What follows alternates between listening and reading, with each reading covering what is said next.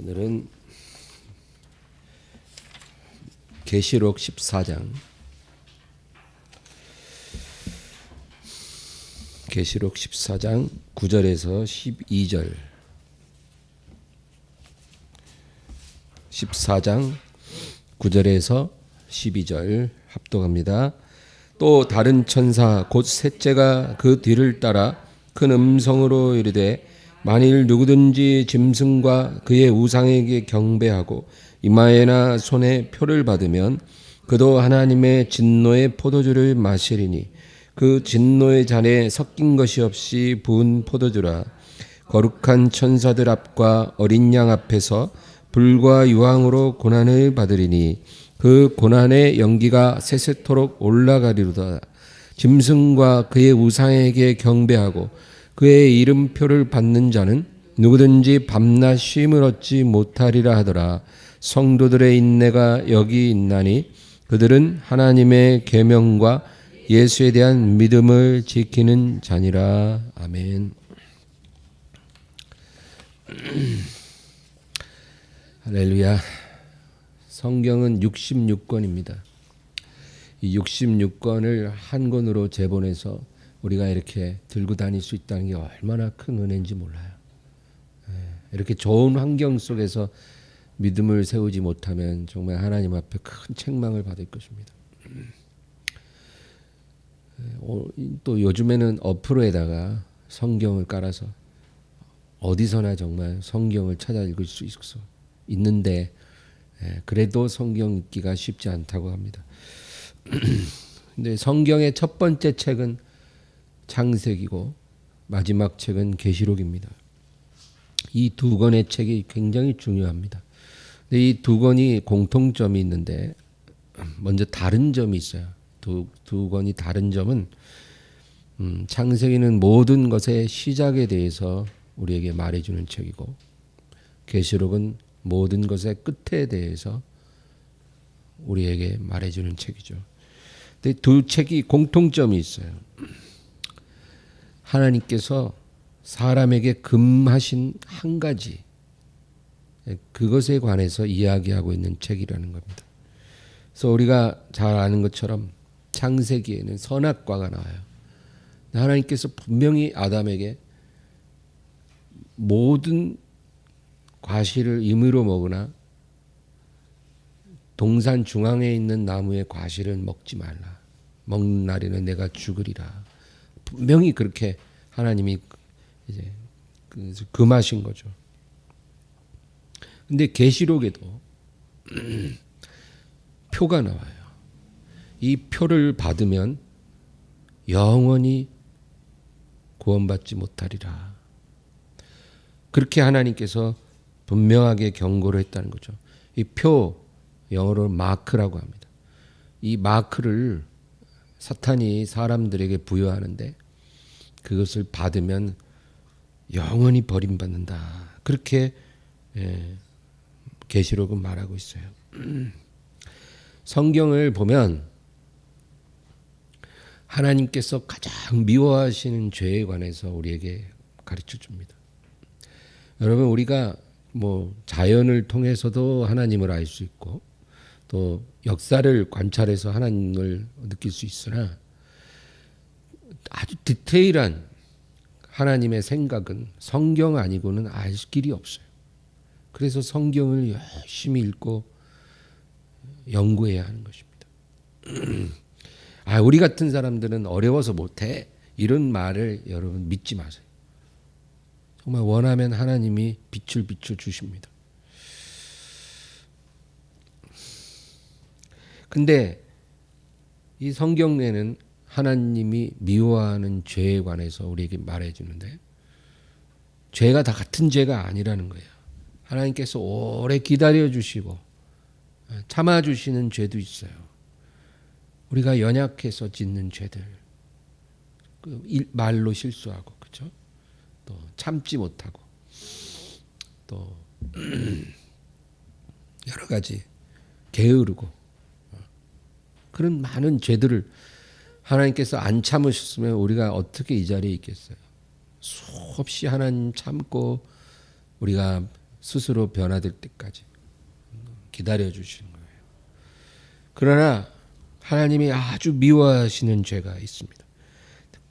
하나님을 섬기는 백성들에게 해당하는 가장 중요한 죄가 뭘까요? 예. 그래서 우상 숭배입니다. 하나님은 그 백성들이 우상 숭배하는 걸 가장 미워하세요. 그래서 십계명의 첫 번째도 나 외에 다른 신을 내게 두지 말라. 하나님이 진저리 치게 가증스러워하는 죄가 바로 우상 숭배입니다. 그래서 하나님을 모르는 자들은 당연히 우상 숭배를 해요. 그건 놀라운 일이 아니에요. 그러나 하나님 자녀가 우상 숭배하는 거, 얼마나 하나님이 그것을 진노하시는지 몰라요.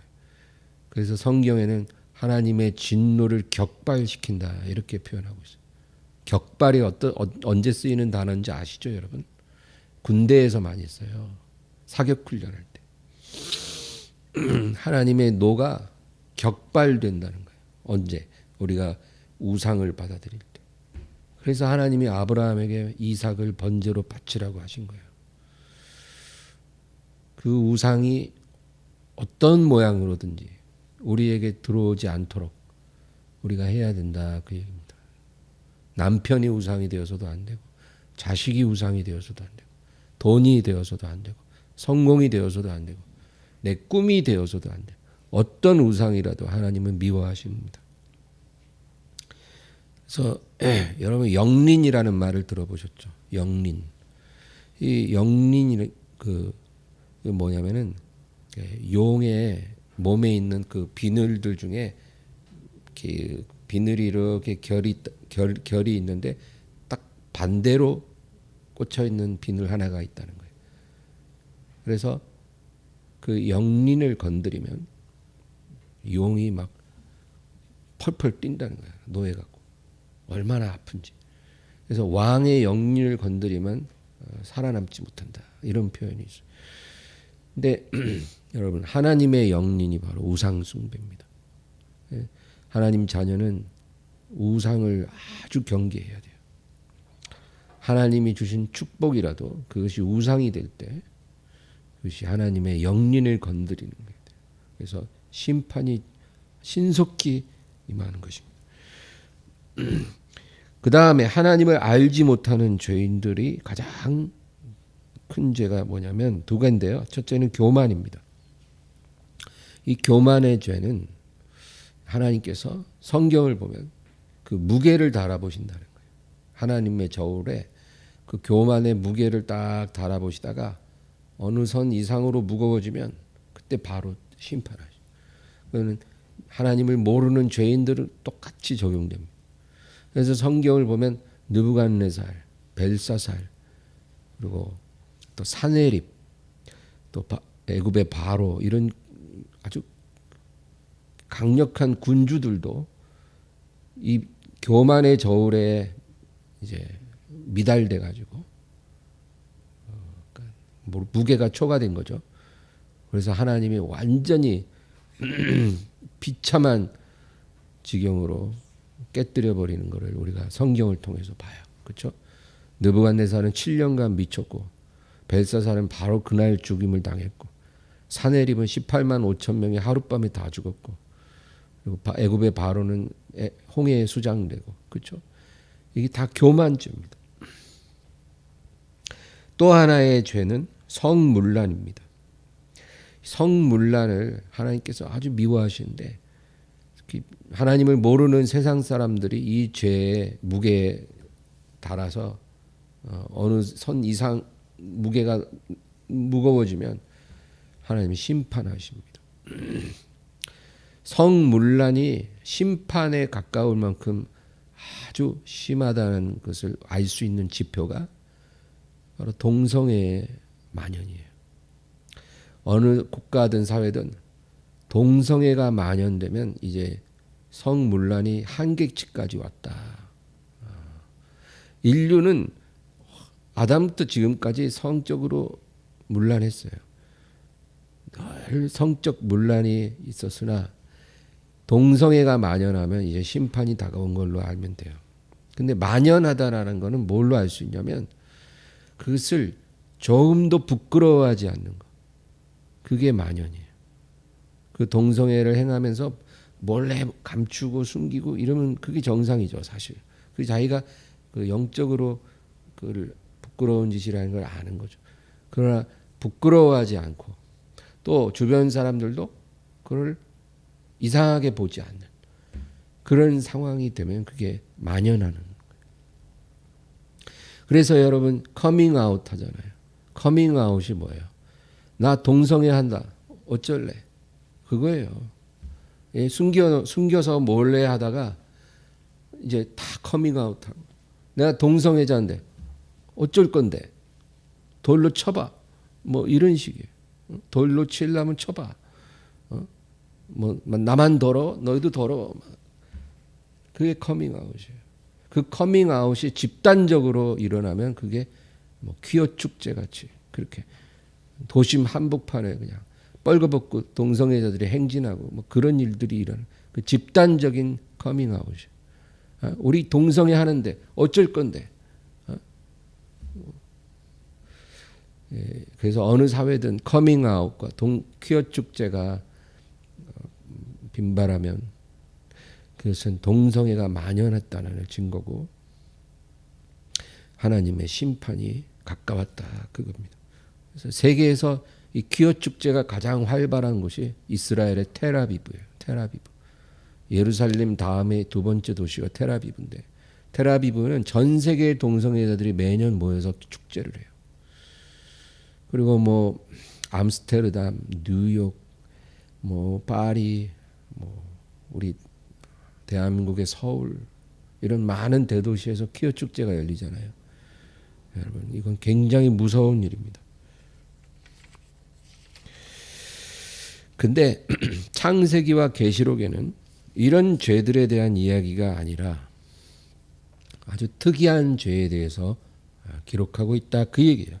그래서 창세기 2장에 선악과가 나옵니다.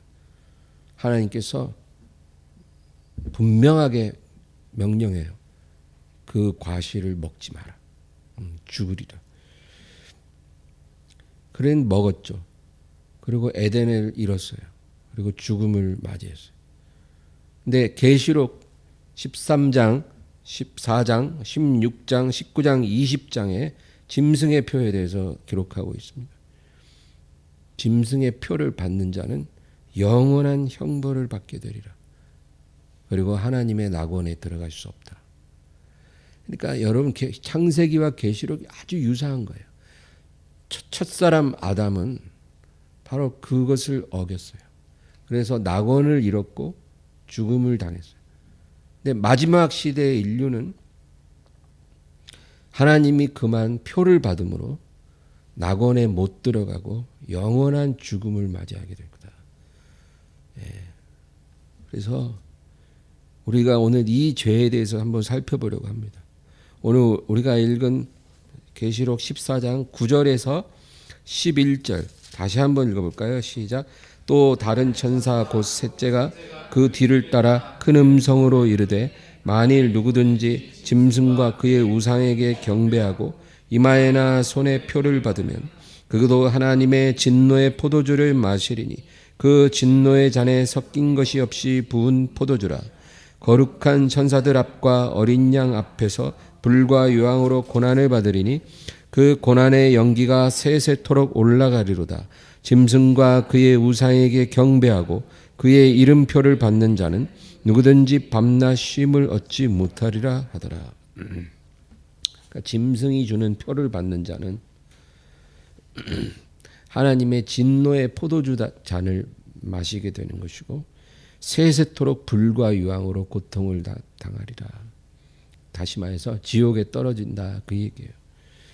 여러분 여기서 중요한 게 있어요. 선악과가 됐든지 짐승의 표가 됐든지 하나님은 각 사람에게 선택권을 주셨다라는 거예요. 이게 아주 중요한 포인트예요, 여러분. 여러분 창세기 2장을 가만히 읽어보세요. 이제 뱀이 하와에게 왔어요. 그래 뭐라 그래요? 너희가 저 과일을 따먹으면 하나님은 죽는다고 했지만 절대 죽지 않을 것이다. 그리고 오히려 너희 눈이 밝아져서 하나님처럼 되고 지혜로워질 것이다. 저까지 과일 하나 먹는다고 죽을 일은 없다는 거예요. 오히려 눈이 밝아지고 더 좋아진다. 그렇게 하와를 유혹했어요. 그리고 먹어봐. 이렇게 하와를 속인 거예요. 먹어도 죽을 일 없어. 먹어봐. 그런데 결국 뱀은 하와를 속였지만 하와가 자기 손으로 그걸 따서 먹고 남편에게도 주니까 남편도 먹었다 그 얘기예요. 그러니까 뱀이 하와와 아담에게 강제로 그 과일을 먹인 게 아니라는 거예요. 뱀은 그냥 속인 거예요. 스스로 먹도록. 아무 일 안 일어난다는 거예요. 그리고 죽지 않는다는 거예요. 여러분 사탄은 성경에 속이는 자라고 나와 있어요. 속이는 자. 거짓말의 장인이에요. 거짓의 아비라고 그러잖아요. 거짓의 아비. 그러니까 사탄의 가장 강력한 무기는 뭐 천둥벼락치고 뭐 그런 무기가 아니에요. 속이는 게 사탄이 가장 잘하는 거예요. 그래서 뱀으로 다가가서 하와를 속여 스스로 따먹게 하고 아담도 먹게 만들었다.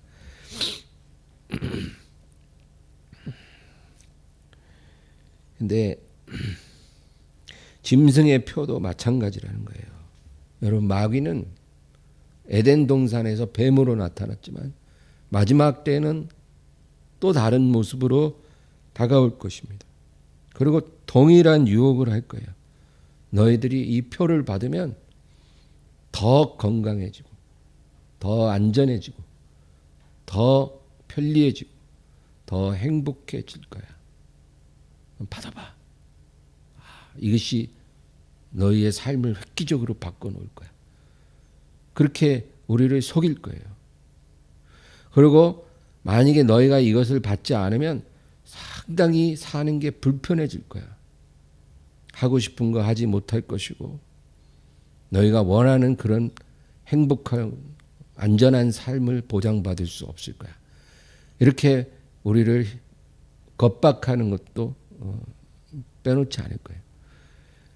그러나 결국 그렇게 우리를 속일 수는 있어도 강제로 그 표를 우리에게 들이밀 수는 없고 우리가 속아서 스스로 그 표를 받게 하는 것입니다.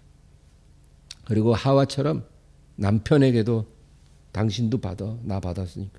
그리고 자기 자식들한테도 그렇게 할 거다 그 얘기예요. 그리고 마지막 순간에 가서는 이 표를 거부하는 사람은 몇이든지 다 죽일 것이다. 그렇게 성경은 말씀해요. 그러니까 표를 받으라고 속이고 안 받는 사람 협박하고 그리고 마지막엔 죽여요. 그러나 마귀가 못하는 건 뭐냐면 강제로 표를 우리에게 집어넣을 수는 없다는 거예요. 우리가 선택하는 것이죠. 그래서 여러분 에덴 동산에서 첫사람에게 일어난 그 일이 마지막 때에도 주님이 오시기 직전에도 일어날 것이라고 성경은 우리에게 분명하게 예고해 주고 있다는 거예요. 그리고 그 시간이 우리 생각보다 더 빨리 다가올 수 있다라는 것입니다. 근데 창세기 2장에 어떤 일이 일어나는가 가만히 보면 그 하나님께서 이제 아담과 하와를 찾아와서 내가 먹지 말라는 것을 왜 먹었느냐 그러니까 아담이 뭐라 그래요? 아내가 줌으로 먹었어요.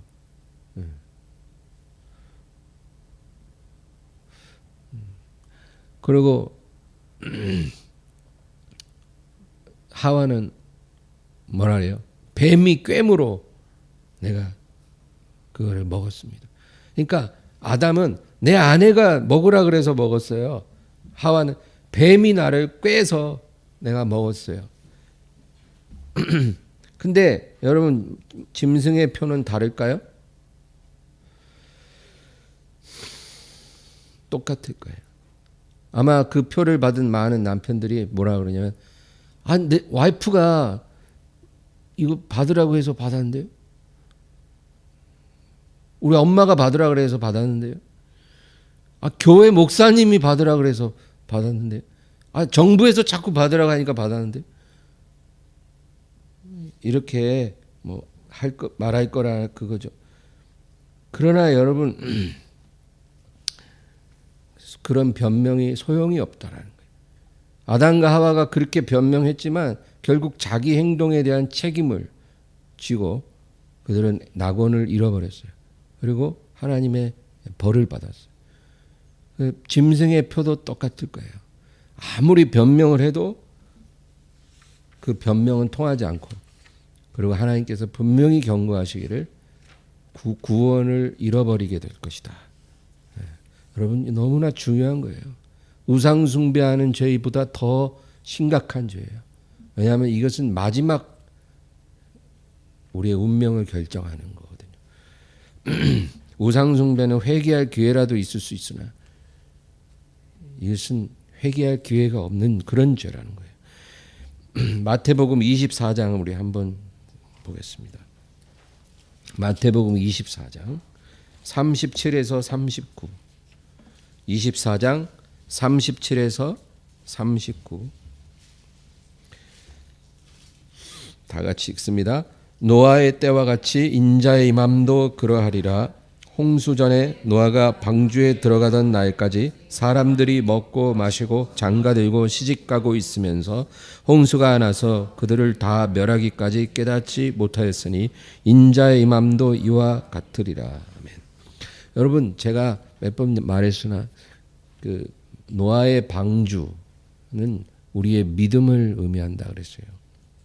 그래서 노아와 가족들이 방주를 지은 것처럼 우리도 평생 믿음을 세우는 일을 가장 중요하게 생각해야 한다 그거죠.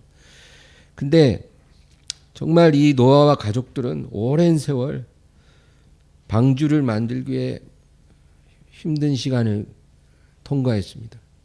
제일 힘든 게 뭐였을까요? 자기 마음속에 들어오는 의심이에요. 그렇잖아요. 한번 여러분 아주 구체적으로 상상력을 발휘해 보세요. 한 70년 정도 세월 동안에 배를 만들었다는 거예요. 온 가족이 달라붙어서. 근데 그때는 비가 오는 시대가 아니었어요. 막 폭우가 쏟아지고 그런 일들이 일어나지 않았다는 거예요. 하늘은 거의 대부분 쾌청이에요. 쾌청. 파란 지금처럼 미세먼지도 없어. 아주 쾌청한 하늘. 눈부신 햇빛. 그런 날들이 계속되는데 70년 동안 온 가족이 생업을 다 제쳐놓고 배를 만드는 데 매달렸어요. 왜? 그 아버지가 이 배 완성되면 하나님이 홍수가 나서 다 죽을 거니까 배를 만들려고 하는 거예요. 만들다가도 순간순간 의심이 들어와요. 정말 홍수가 일어날까? 진짜 우리 완전히 바보들 멍청이 다 되는 거 아니야 이거? 이런 자기 자신과의 의심과 싸우고 또 동네 사람들 와서 구경하면서 조롱하는 거 다 이겨내고 그리고 방주가 완성이 됐을 때 그 노아의 가족들이 방주에 들어가고 나서 비가 내리기 시작했습니다. 근데 오늘 이 마태복음 24장 38, 39절 보면 홍수가 나서 노아와 가족들이 방주에 들어갈 때까지 사람들이 먹고 마시고 장가들고 시집가고 누가복음에 보면 사고팔고라는 말도 들어가요. 그러니까 다시 말해서 홍수가 나서 다 쓸어갈 순간까지 세상 사람들은 생업에 생업 먹고 마시고 사고 팔고 장가가고 시집가고 우리 일상 생업에 몰두하고 살다가 홍수가 나서 다 쓸어갈 때까지도 자기가 왜 죽는지, 왜 지옥에 가는지 깨닫지 못했다는 거예요. 이 노아의 시대에 일어난 그 일. 그러니까 다 죽어요. 그래도 죽는 순간에 이 죽는 이유를 몰라. 그런데 노아와 그 가족들만 방주에 들어가서 살았다. 그 얘기예요. 그 방주가 바로 우리의 믿음을 상징하는 거예요. 바로 지금이 노아 시대입니다. 예수님이 오시는 마지막 때에 이 노아의 시대에 일어났던 일들이 똑같이 일어난다는 거예요.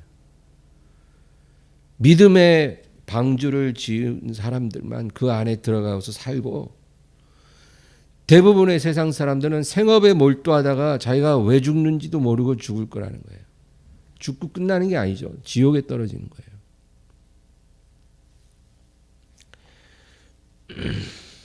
여러분, 믿음이란 어떤 막연한 그런 추상적인 게 아니에요.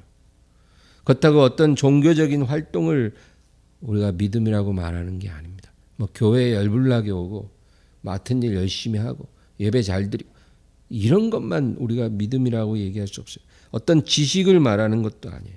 그 믿음은 뭐냐? 바로 이 노아의 가족들처럼 홍수가 있을 것을 알고 믿음으로 방주를 짓는 거예요. 하나님 앞에 미리 경고하심을 받고 나서 그 오랜 세월 인내하면서 방주를 지었잖아요. 그리고 그 방주에 들어간 다음 날 홍수가 비가 내리기 시작한 것처럼 그렇게 될 거를 알고 방주를 짓는 것. 그게 믿음이에요. 오늘날 이 시대에도 믿음의 의미는 똑같아요. 우리는 주님이 다시 오신다는 것을 알고 있어요. 그리고 그날은 도둑같이 올 것이고, 주님이 오시면 이 세상을 심판하고 세상을 새롭게 하실 거라는 걸 우리가 다 알고 있어요. 그러면 믿음은 뭐냐? 이런 일이 일어난다는 것을 우리가 믿고 준비하는 거예요. 그게 믿음이에요. 여러분, 노아의 가족들이 홍수가 날 거라는 것을 안 믿었으면 방주를 지을 수 있었을까요? 못 지어요. 그건 믿어야 지을 수 있는 거예요. 우리도 예수님이 오셔서 세상을 심판하실 거라는 것을 믿어야 예수님이 오실 것을 준비할 수 있는 거지. 그게 안 믿어지면 절대 준비할 수가 없어요. 지금 교회 다니는 사람 중에 그거 안 믿고 교회 다니는 사람 태반이에요, 여러분. 이렇게 말을 해도 실감이 안 가는 거예요. 헤헤, 그냥 아는 말이지. 뭐 저런 얘기는 옛날에도 들었어. 안 믿어요. 안 믿으니까 아무런 준비를 안 하고 생업에 몰두하는 거예요. 교회 다니면서도. 장로도, 권사도, 집사. 그런 게 무슨 의미가 있겠어요? 믿지를 않는데. 아무런 준비하지 않고 있다가 결국 방주가 예비되지 않으니까 심판의 날에 구원을 못 받아요. 그런 사람들은 나중에 다 하나님이 이렇게 미리 경고하셨는데도 불구하고 표를 다 받게 될 거예요.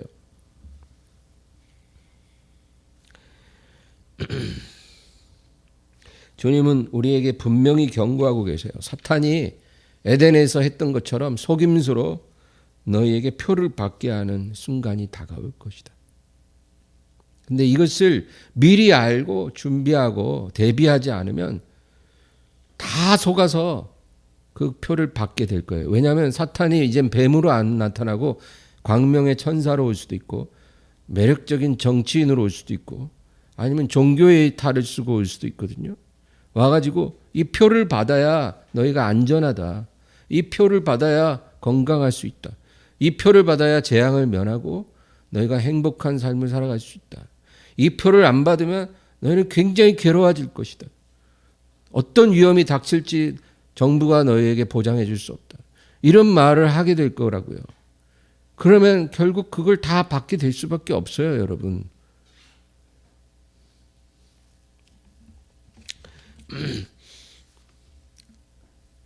드럭 딜리버리 시스템이란 말이 있어요. 저도 얼마 전에 알았는데 그 의학계에서는 뭐 일반적으로 다 알고 있는 말이라 해요. 드럭이라는 말은 약이란 뜻이죠. 딜리버리 배달 시스템.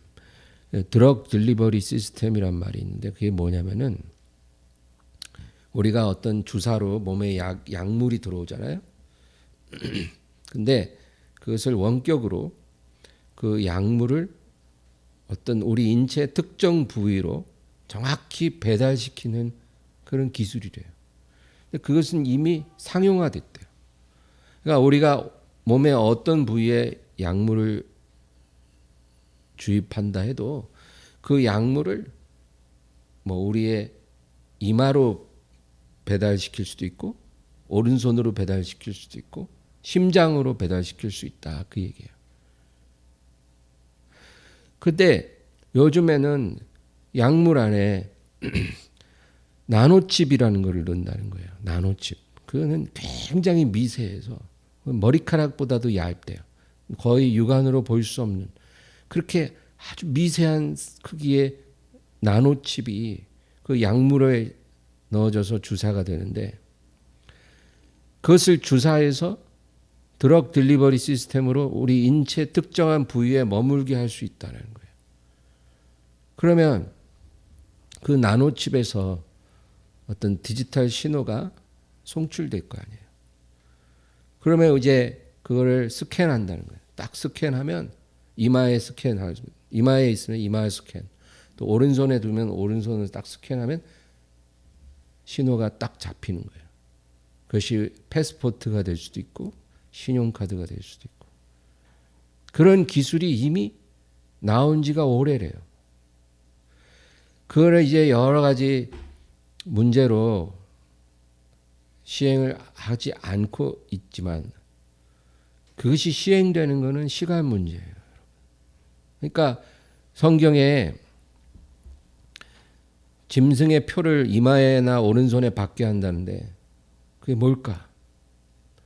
많은 말이 있지만 요즘 기술로 보면 그냥 엉덩이에다가 주사 딱 놓고 드럭 딜리버리 시스템으로 우리 이마로 딱 전송해서 거기서 딱 스캔하면은 우리 신분하고 무슨 계좌에 있는 어떤 금액들이 왔다 갔다 할 수 있다 그 얘기예요.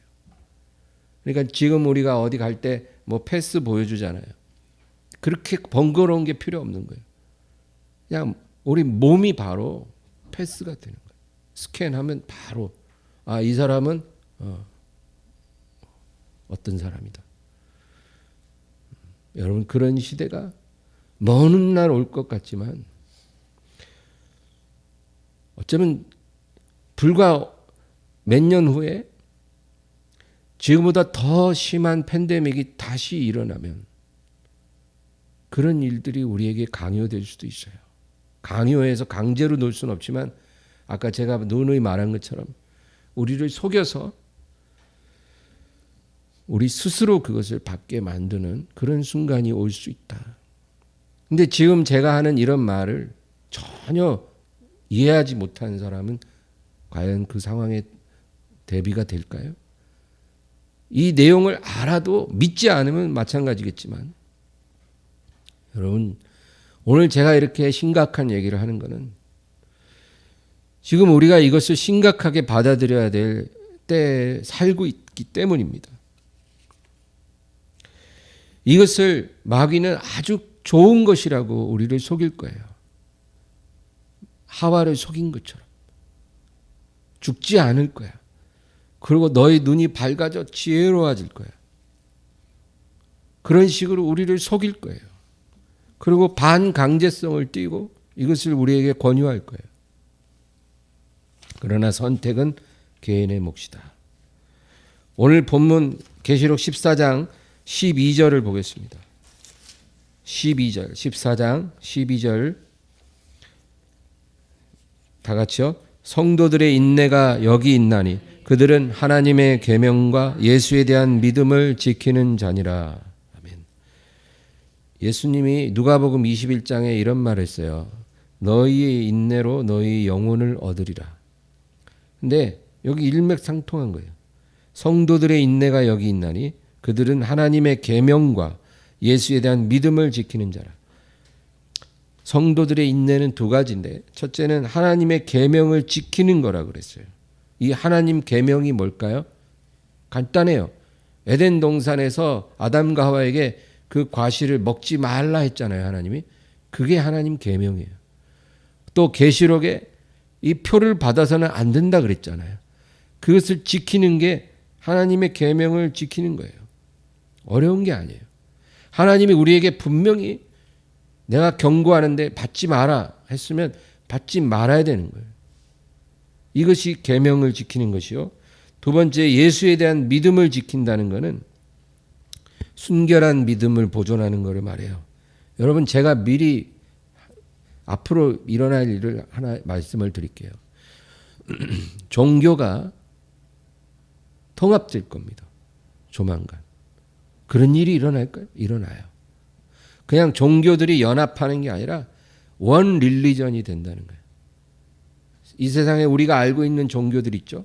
로마 카톨릭, 그리스 종교, 러시아 종교, 이슬람교, 불교, 힌두교, 여호와의 증인, 통일교, 몰몬교, 여러 가지 신천지, 일본의 신도, 그리고 부두교, 우리가 들어본 모든 종교들이 원 릴리전이 될 거예요.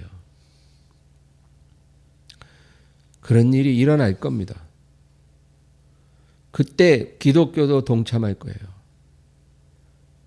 장로교, 감리교, 성결교, 침례교, 순복음, 루터교, 성공회, 구세군 다 동참할 거예요.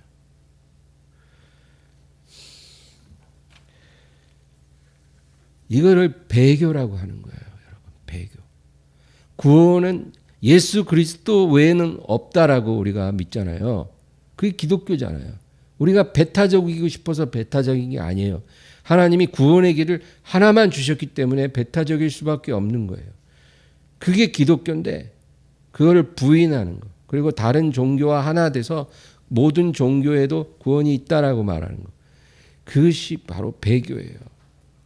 이것에 반대하거나 거부하는 교회나 목사는 교단에서 퇴출되고 제명되고, 그리고 정부에서는 이런 교회는 예배를 드리지 못하도록 그렇게 금지시킬 거예요. 이런 시험이 왔을 때 이런 시험을 견디는 교회가 바로 순결한 교회예요. 그것이 바로 오늘 말씀에 나오는 예수에 대한 믿음을 지키는 거예요. 바로 이것이 우리의 인내라고 말해요. 성도들의 인내. 예수님도 너희의 인내로 너희의 영혼을 얻으리라. 그래서 여러분, 이 인내를 우리가 갖고 있어야 한다. 지금 이 시대는. 그거 잃어버리면 우리 다 휩쓸려 가는 거예요. 그래서 이 마지막 때를 산다는 게 영광스럽지만 굉장히 위험한 거예요. 그러나 우리가 이렇게 말씀으로 미리 경고하심을 받으면 우리는 이길 수 있습니다. 예수님도 우리에게 두려워하지 말라고 하세요. 그러나 두려워하지 말되 깨어 있어야 하고 반드시 준비되어야 한다라는 거예요. 뭘 준비하냐? 주님을 맞이할 수 있는 영적인 태세를 갖추고 있어야 한다. 그 얘기. 그럼 어떻게 해야 주님을 맞이할 수 있는 영적 태세가 됩니까? 제가 이걸 오늘 묵상하면서 딱 하나님이 다니엘 9장을 저에게 가르쳐 주셨어요. 다니엘 9장에 보면 다니엘이 다리오 왕 원년의 총리였어요. 총리. 여러분, 총리는 얼마나 바쁩니까? 근데 이 다니엘이 예레미야 예언서를 묵상하고 있었다는 거예요. 그 바쁜 사람이 예레미야 예언을 묵상하고 있는데 거기에 예언에 뭐라고 기록되냐면 예루살렘의 황폐함이 70년이 차면 회복되리라. 그런 예언이 있는 거예요. 근데 가만히 생각해 보니까 이제 70년 다 된 거예요. 그래서 다니엘이 깜짝 놀라갖고 금식하면서 기도하기 시작했다. 그게 다니엘 9장에 나와요. 여러분, 우리가 주님을 맞이할 수 있는 영적인 태세를 갖춘다는 게 바로 다니엘 9장에 나오는 이런 다니엘의 자세를 갖는다, 그 얘기예요.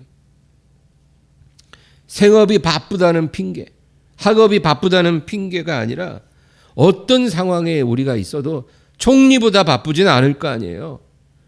그런데 다니엘이 예레미야를 묵상하다가 하나님의 예언을 깨달은 것처럼 우리도 하나님 말씀 묵상하면서 주님 다시 오심을 깨닫고 또 그때가 임박했다는 것 깨닫고 다니엘이 그 기도한 것처럼 우리도 그렇게 깨어서 기도해야 되겠다, 그 얘기예요. 누가복음 21장에 예수님이 이런 말씀하세요. 이런 일이 되기를 시작하거든 일어나 머리를 들라 너희 구속이 가까웠느니라. 여러분, 이 말씀이 지금 우리에게 주시는 말씀이에요. 일어나 머리를 들라 너희 구원이 가까웠느니라. 여러분, 깨어있기를 바랍니다. 깨어있으세요. 두려워하라고 이렇게 얘기하는 게 아니에요. 절대. 두려움은 마귀가 주는 겁니다. 두려워하지 마세요. 담대하세요. 그러나 준비하세요. 어떻게? 다니엘처럼 말씀을 묵상하시고 아무리 바빠도 핑계대지 말고 말씀으로 살고 기도로 살고 깨어있기를 주의 이름으로 축원합니다. 오늘 말씀을 생각하면서 간절히 기도하겠습니다. 주여, 주여, 주여.